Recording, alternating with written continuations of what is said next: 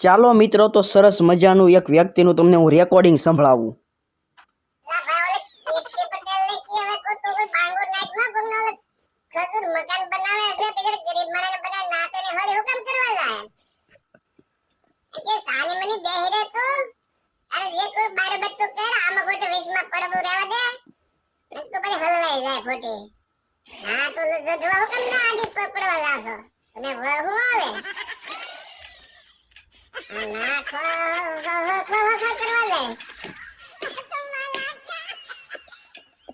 મકાન કરી છે ના હોળી કરવા દે બોલો.